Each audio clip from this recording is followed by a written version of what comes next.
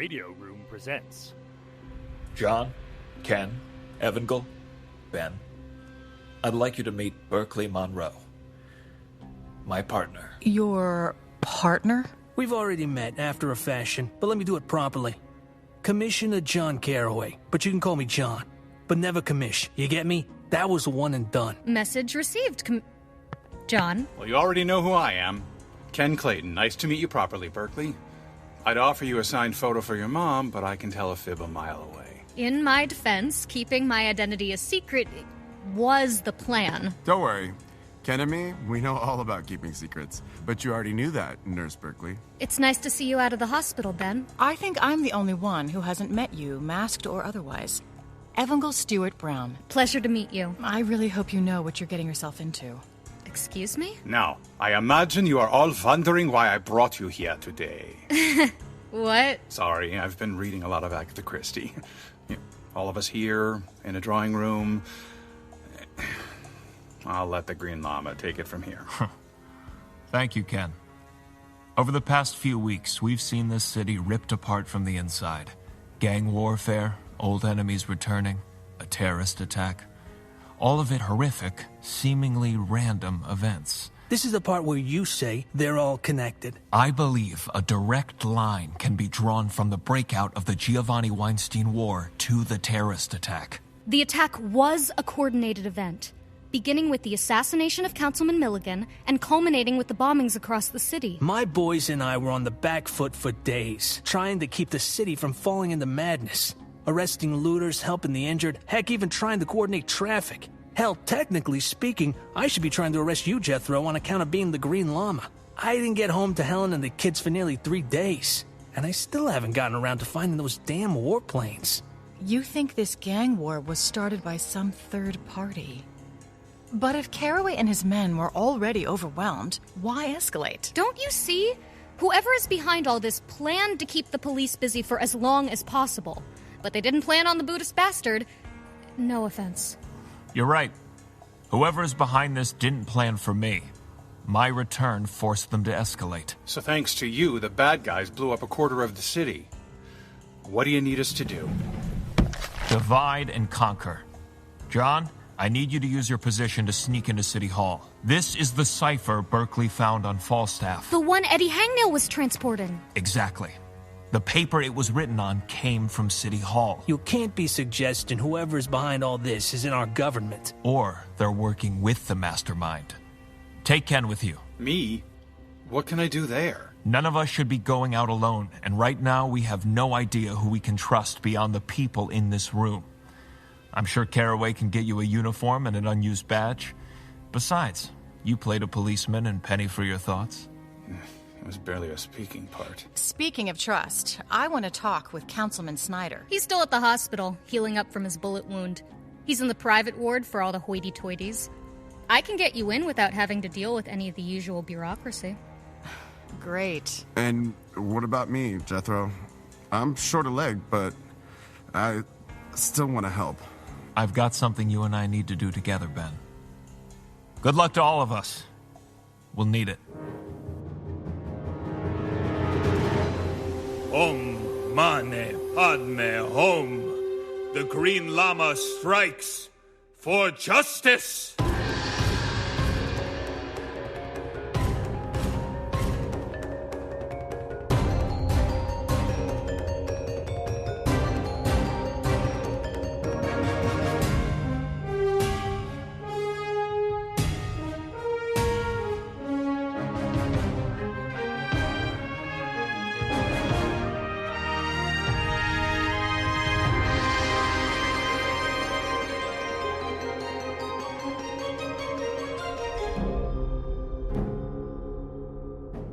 After fighting the Nazis on the front lines, Jethro Dumont has returned to New York to find the city under attack by an unknown mastermind. Now, the Green Lama and his allies must work together to uncover the truth before it's too late.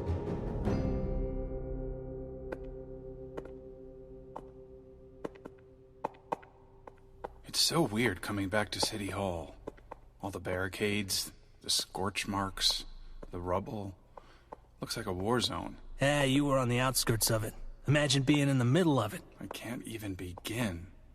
You'd think I'd get used to this sort of madness, but I never do. Okay, John. I have a question. Shoot. How did you ever wear these things? Now, don't get me wrong. The boy in blue is a look that I've appreciated, but this uniform is just... It's snug in all the wrong places. Didn't you wear one for that film? Yes, but Florence Tanner is an amazing seamstress. Well, sadly, she isn't on the New York City Police Department's payroll. Do you have anything else to add, or are you just gonna whine about your uniform? Since you asked, I am quite curious how you plan to go about finding the source of this cipher. We've got this to start with. Jethro was right. This paper is indeed from City Hall. I've gotten plenty of sternly worded letters from this building to recognize the seal of the city on top of the page. But there's barely anything on it. Just a few letters and the edge of a circle. It doesn't exactly narrow it down to a person. This is true, but we've got something that'll help us. Most of the cipher was washed away in the river. But not all of it. See? Not really. How can you tell? Here, let me get my flashlight and show you. Okay. You see the letters now? Huh. Yeah. They're sort of faintly darker than the rest of the paper. How'd you figure that out? I'm the commissioner of police, Ken. I know how to solve mysteries. The llama showed you. The llama showed me. Still doesn't narrow things down.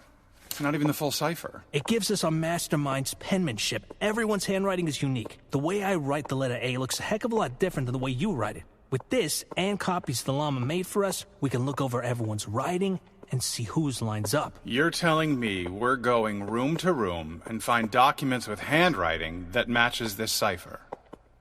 How? You might recall there was an assassination, a shootout, and a bombing here last week. I remember hearing about it on the news. Well, that means until further notice, this whole building is a crime scene. Which means, besides the guards outside, you and I have the run of the building.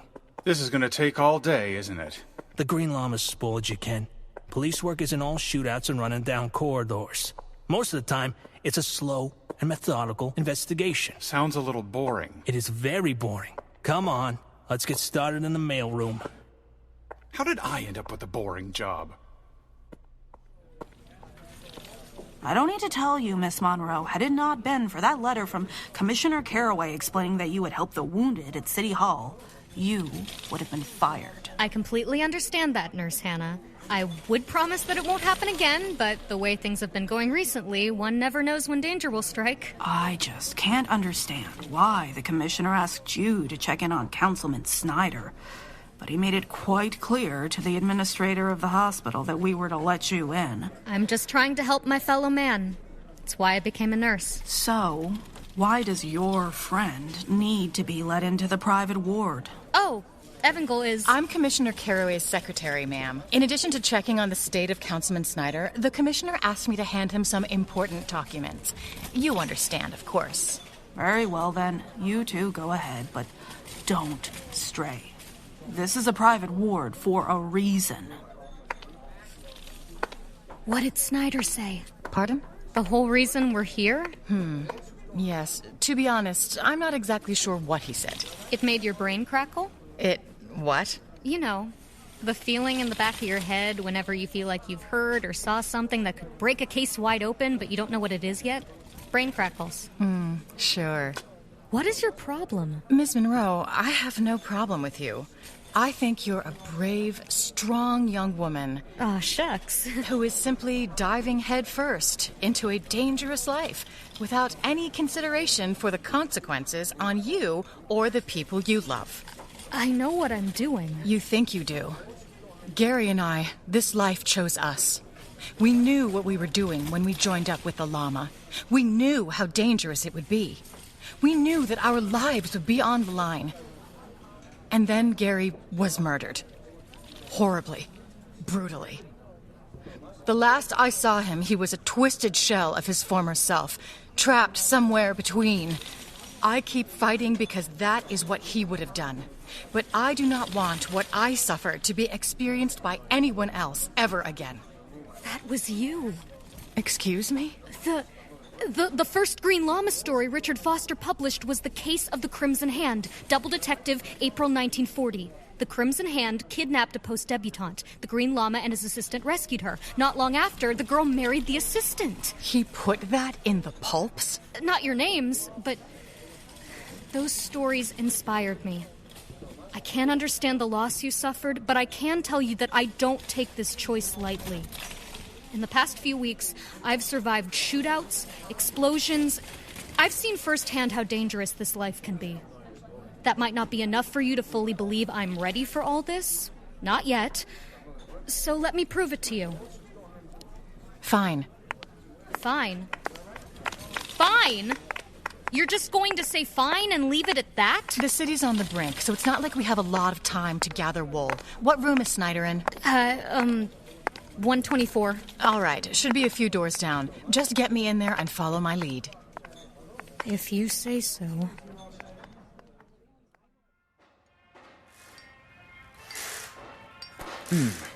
Yes, I think it's almost there. Not sure how I feel about the way the wires are currently connecting, but if I can... I'll be right with you. I just need to make sure this thing doesn't blow us all to Kingdom Come. Take your time, Issa. Last thing we want to do is interrupt your work. Jethro? Jethro Demont and Ben Mendoza? Allahu Akbar, oh my. It's been so long since I've seen you both. It's been a few years, Issa. How are you? Oh, I'm well. The Red Sox are doing better than I expected, but I do not expect them to make it into the World Series. You've lived in this city for nearly 7 years, Issa. Maybe it's time to start supporting the home team. Support the Yankees? Bah, never. I would die first. But hey, there's always the Dodgers. That Jockey Robinson's got a mean swing. Bah, if not the Red Sox, I don't care, but I'm sure you're not here to talk baseball. To be honest, I'm not exactly sure why we're here.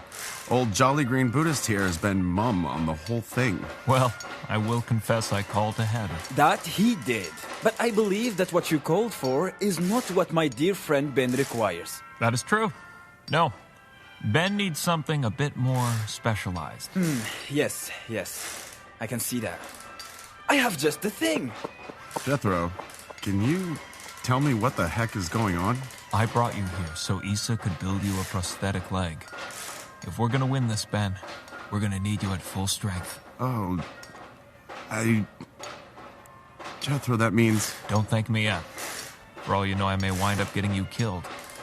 But you're with us. Unless you're out. I'm with you. That's good to hear, Ben. After all this time, it's good to say. We're all in this with you. We've always been and always will be. Councilman? Yes? Hi, my name is Berkeley Monroe. I'm a nurse here at the hospital. Commissioner Caraway asked me to bring Miss Stewart Brown here to meet you. Ah, yes. Evangold. How are you? I'll leave you two alone. I am well, all things considered. How's the bullet wound? Sore, but I'll take it. I'm glad to hear that, Councilman. It's too bad you don't have the Green Lama's radioactive salts. Those would have healed you right up. Radioactive salts? Something from another time. Huh. Well, I have the feeling that John didn't send you here just to make sure I was healing up. What can I do for the good commissioner? He's trying to piece together some of the events of the day. The day in question being the attack on City Hall? What does John need to know? Well, he thinks whoever's behind the attack on City Hall might be someone who is working from inside City Hall. You cannot be serious. It's what the commissioner told me. Those words actually reek of the Green Lama. Can't say I disagree. What proof does he have? He's working on a theory and a hunch. Well, that's something, barely. But we haven't gotten to the point where I can help. Have you noticed any of the other councilmen acting strangely? That wouldn't really narrow it down. Pardon me, but Dr. Kaplan needs a checkup on the councilman. I'll only be a moment. We need to make sure that wound is healing up. Of course, Doctor. Let's just get you behind this curtain, Councilman. Oh no. What's wrong? Get behind me. Under his lab coat, he's got a gun! How many hours have we been in this mailroom, John? 20 minutes. Calm down, Clayton. What did I tell you before? Detective work takes patience, and patience means not whining every 5 minutes. I'm not whining. Sure. Wait. John, come over here. If you're gonna complain to me about paper cuts again, I'm gonna... No. Look at this. The watermarks are the same, right? I'm not just imagining it, which is plausible after looking through so many sheets of paper. No, you're definitely not imagining it. See, this matches the bit of paper Berkeley found. This entire ream of paper matches it. Now the question is, whose office did it come from? You'd think they'd write it on the letterhead. You know, beside the seal of New York. This must be a batch of lemons. Paper like this would usually come with the letterhead printed on it, unless... Unless? What if the point isn't to have a letterhead? What if the watermark is the letterhead? Not sure I follow. Think of it this way, Ken. You're sending out letters filled with ciphers. Secrets you don't want the rest of the world to see. But the ciphers themselves can be intercepted by a third party, broken, and then used against the conspirators, like the Brits did with Enigma. What's one way you can make sure the people you're sending the ciphers to know it's from the right source? The watermark. Exactly. To anyone else, this is just another ream of paper, which is why the conspirators would feel comfortable leaving it out in the open like this. But in the right hands, this might as well be as good as the cipher itself. Makes sense. But this doesn't get us any closer to who uses these pages. Whatever box these were shipped in is long gone, as is the name of the recipient. 2 steps forward, 1 step back. It's still forward momentum, which means we're getting closer. Now we just need to start checking every office. Great. Evangel, Councilman, get back! That's no doctor at all! Let go of me, you damn girl! Might not have my clubs, but I can handle this idiot. What are you doing? Trying to get his gun! His what? The good doctor here is carrying a little more than a stethoscope. Evangel, it's in the shoulder harness. I see it. Get back, you! That's enough, Dr. Kaplan. I've got your gun. I don't know who you really are, but I doubt you're bulletproof. So why don't you calm down before my trigger finger slips? All right. You got me cornered. You were one of the goons who attacked City Hall. I thought I recognized your face. You'd be surprised how much a pair of glasses works as a disguise. Now, Doctor, I guess you won't mind answering a few questions. Like who sent you? I'm afraid I can't answer that. I really beg to differ. Please, why don't you answer the nice lady with the gun who sent you? The Society. Well, that narrowed it down. Another generic-sounding group of villains. The Murder Corporation. The Collective. Now, the Society. I've had my fill. I lost my husband because of men like him who thought they knew better than everyone else. So let's try again. Who sent you? I think you need to put that gun away. A man walks into a room with a gun. What do you think he was going to do? And what does he expect me to do if I turn this on him? Whatever it was, I don't think it's something you should do. You're lucky Berkeley has a bigger conscience than me, Doctor. Councilman, I think it's fair to say this hospital might not be good for your health. I'm inclined to agree. Berkeley, do you think you can tie up our new friend? Absolutely. Excellent. Let's take him and Snyder someplace safe. Getting them both out of the hospital like this without anyone noticing will be a trick. You're probably right. Whoa! You could have warned me before you decided to pistol whip the goon. Element of surprise. Jean would have done it. Did Jean at least know how to communicate better than you? Follow my lead. Here, stay put. I'll get us a couple of wheelchairs and maybe a blanket.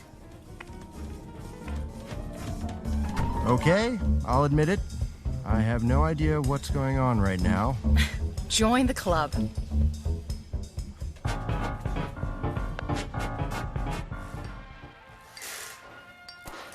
Do you have any idea what Issa's doing back there? I do.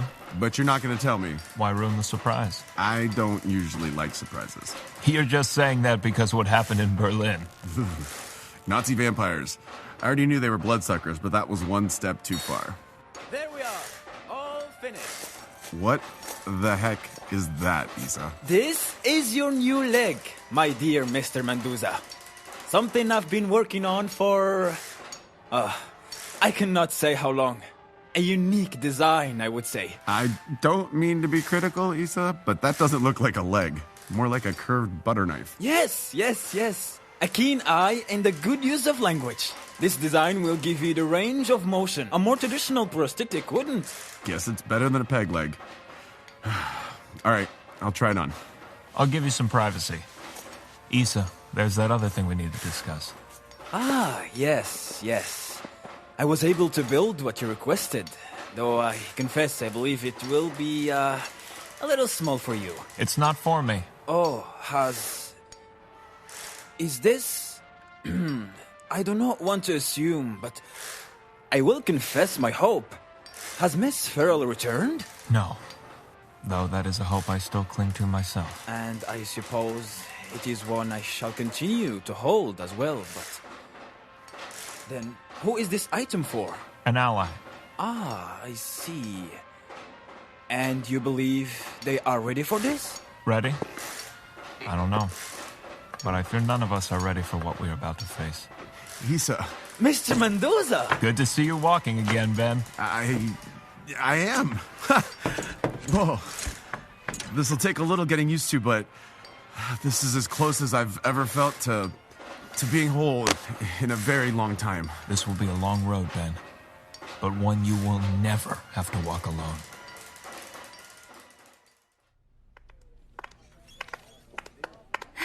This is incredibly bold, Miss Stuart Brown.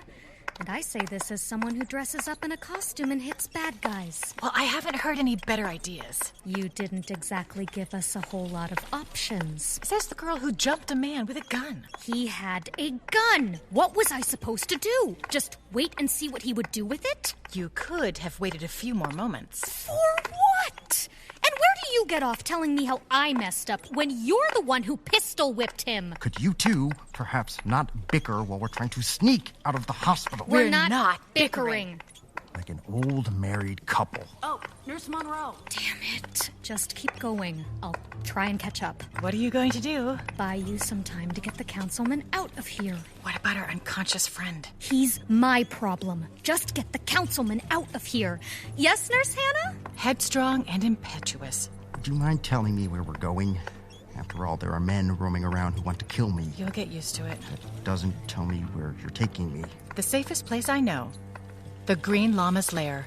Nurse Monroe, where is the councilman going? Just for some fresh air. He's been cooped up inside so long, he asked to go for a walk with his guest. And the man in the other wheelchair? Just a transfer. Meredith was bringing him downstairs to the main ward, but got called away. She asked me to take him down for her. I don't recognize him. Was he brought in recently? Couldn't tell you. Probably came in during the overnight. Where are his charts? You know Meredith. She probably left them at the station. Of all the... Nurse Carson should know that isn't proper procedure. We should always have the patient's paperwork on hand when we're moving them. I'm sure it was just a simple mistake. I'll take him down and make sure it's sorted. It looks like he's waking up. I'll ask him his name and see what it says in the overnight reports. No, that's all right. I've got it. Nurse Monroe! Oh, I am so fired after this. What's happening? Oh, no, you don't. He's knocked out and I'm definitely fired.